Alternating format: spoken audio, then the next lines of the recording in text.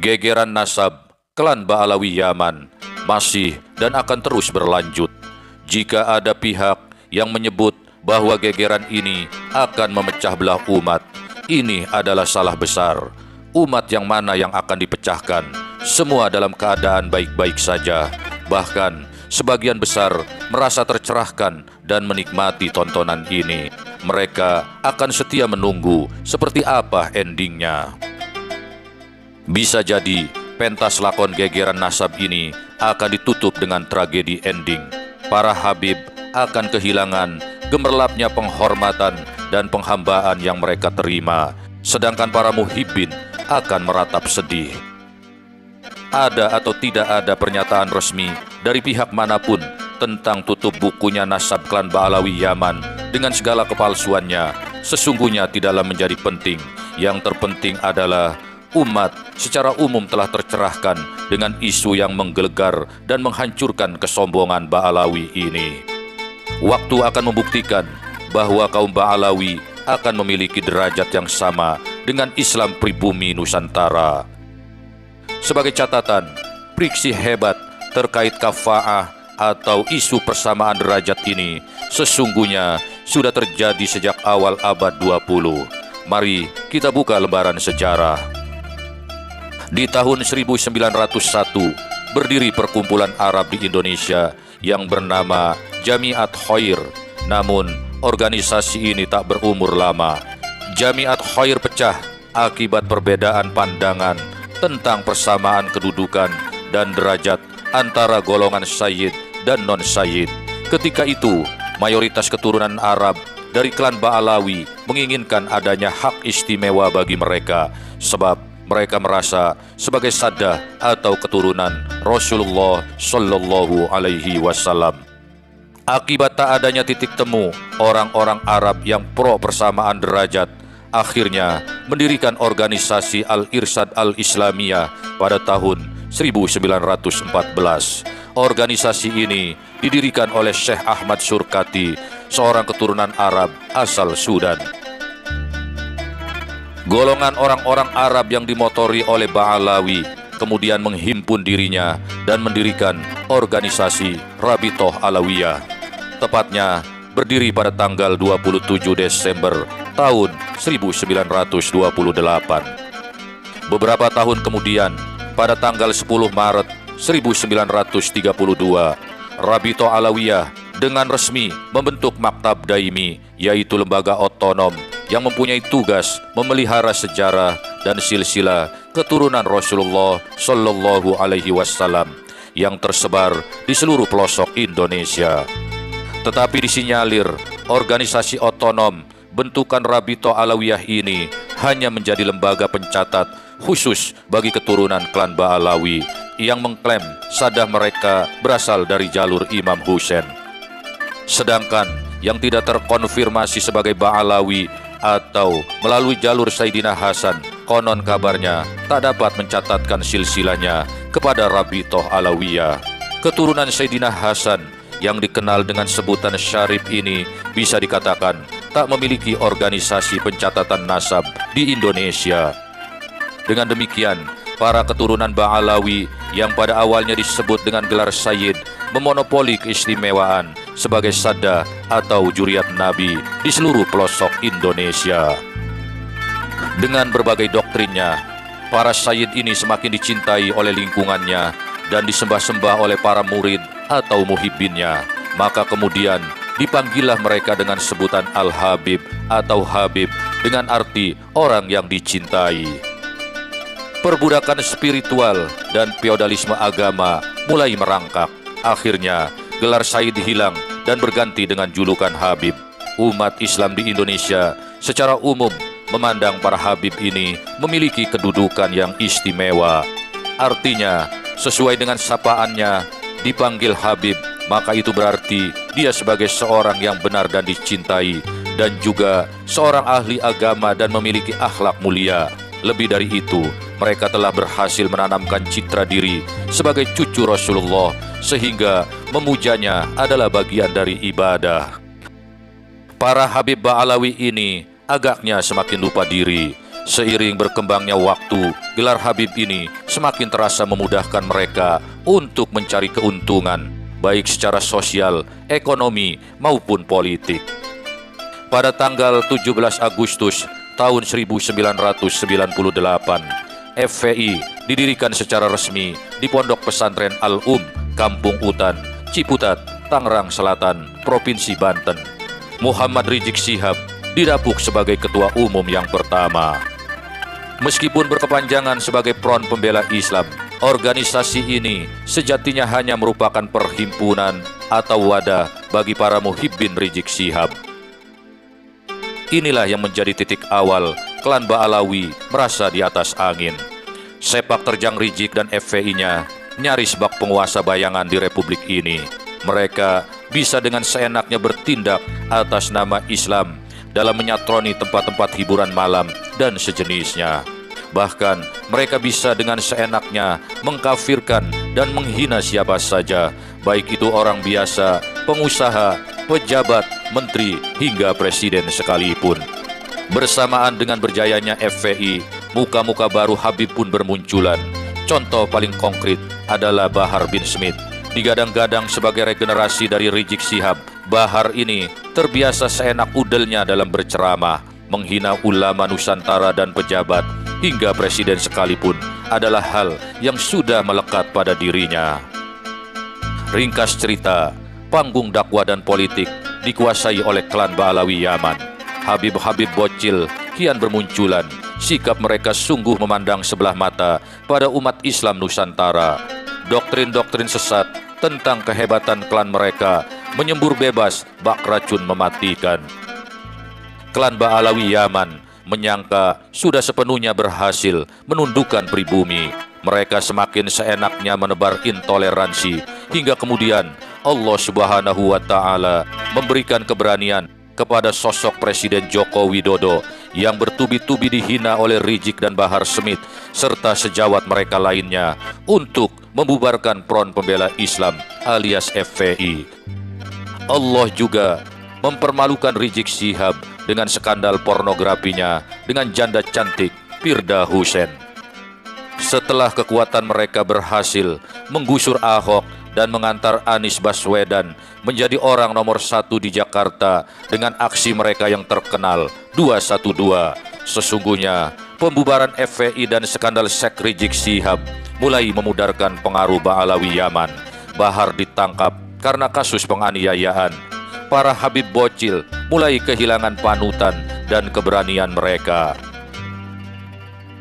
Sementara itu, khalayak yang sekian lama memendam amarah mulai bertanya-tanya, mungkinkah keturunan Rasulullah dengan gelar sakral Habib memiliki adab dan arogansi seperti yang mereka pertontonkan?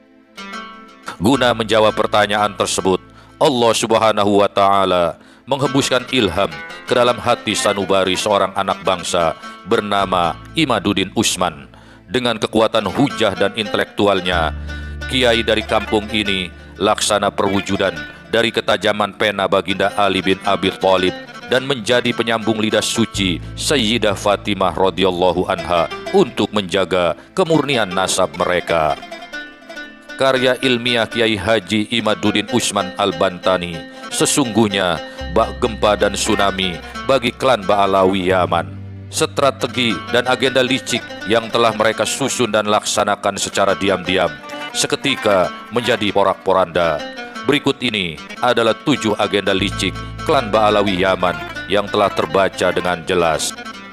Pertama, Ba'alawi yang sengaja didatangkan kaum penjajah Belanda itu telah dikondisikan untuk mengaku-ngaku sebagai juriat Nabi Sallallahu Alaihi Wasallam melalui Ubaidillah atau Abdullah bin Said Ahmad bin Isa. Terbukti tidak terkonfirmasi keberadaannya. Kedua, Wali Songo yang penyebar Islam di Indonesia diam-diam diba'alawikan terlebih dahulu dengan mengubah manuskrip-manuskripnya. Ketiga, di fase ini mulai dilakukan framing dengan berbagai cara agar supaya orang Indonesia percaya bahwa Wali Songo itu memang termasuk ke dalam klan Ba'alawi. Salah satu caranya adalah dengan mengaitkan nasab Wali Songo melalui tokoh Abdul Malik Ajmat Khan hingga bersambung kepada Ubaidillah. Setelah diteliti, ternyata nama Abdul Malik Ajmat Khan yang konon berada di India ini adalah fiktif alias hoax, sama seperti Ubaidillah. Maka tokoh ini juga tak pernah ada alias fiktif semata. Keempat, sesungguhnya agenda licik yang ketika itu sudah mencapai tingkat keberhasilan yang hampir sempurna. Mayoritas orang Islam Indonesia percaya bahwa Wali Songo itu sama dengan klannya para habaib, yakni Ba'alawi, meski mereka tidak disebut sebagai Habib, sebab memang gelar Habib itu muncul di belakang hari. Pada fase keempat ini, Ba'alawi menyebarkan propaganda bahwa mereka, kaum Ba'alawi, adalah yang mengislamkan Indonesia. Maka janganlah heran bila terdengar doktrin seperti ini. Kalau kakek kami tidak ke Nusantara, niscaya kamu masih menyembah pohon. Kakek dimaksud tentu saja dihubungkan juga dengan Wali Songo yang sudah mereka nisbahkan ke dalam klan Ba'alawi Yaman. Kelima, apabila 4 poin strategi licik itu sudah berhasil, selanjutnya adalah tinggal upaya menggencarkan framing bahwa yang mengislamkan Nusantara itu adalah Ba'alawi yang juga juriatnya Nabi Shallallahu Alaihi Wasallam. Pada fase ini, mereka menunjukkan 2 keunggulan isu sekaligus. Di satu sisi mengaku sebagai cucu Nabi, yang kedua telah berjasa mengislamkan Nusantara. Maka oleh karena itu, mereka selalu gembar-gembor sebagai pihak yang paling berjasa di Nusantara dalam kaitan dengan islamisasi daripada suku atau kelompok manapun.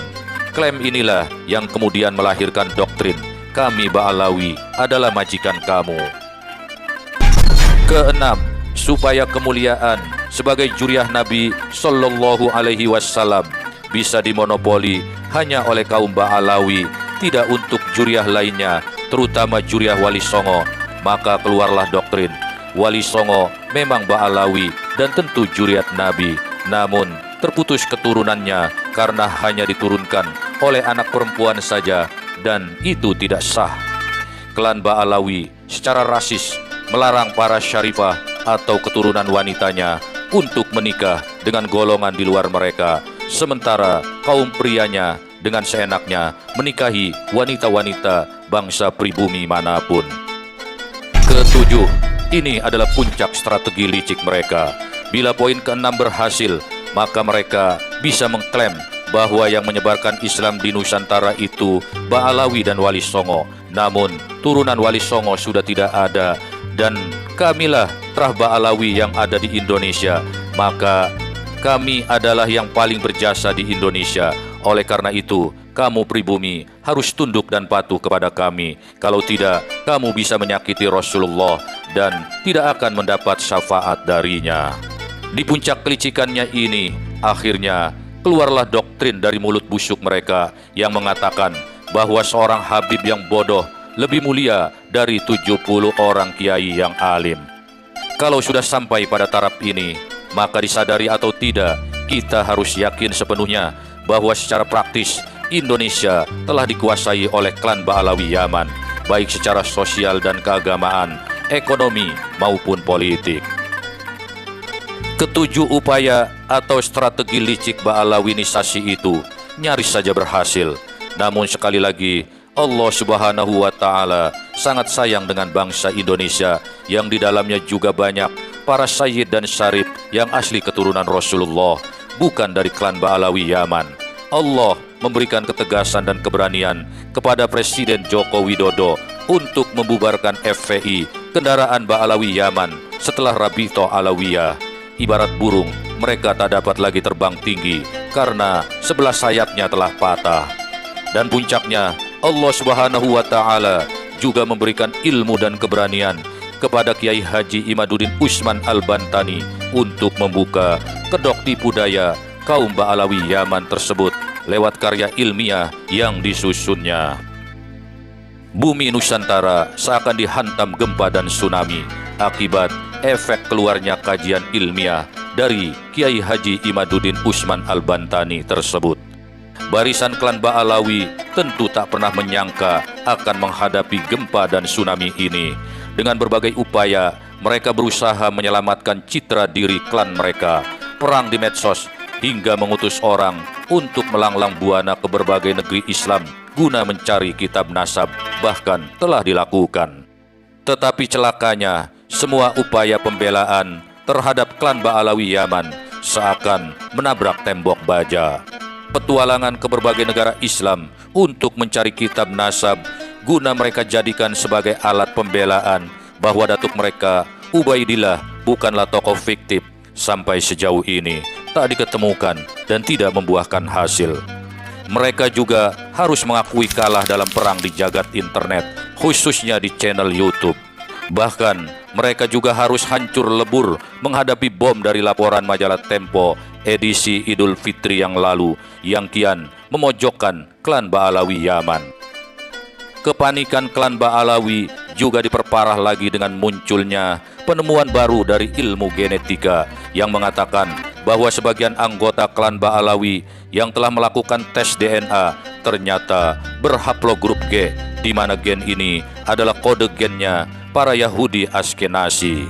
Padahal gennya Sayyid dan Syarif di luar klan Ba'alawi telah terbukti dan terkonfirmasi berhaplogrup J1.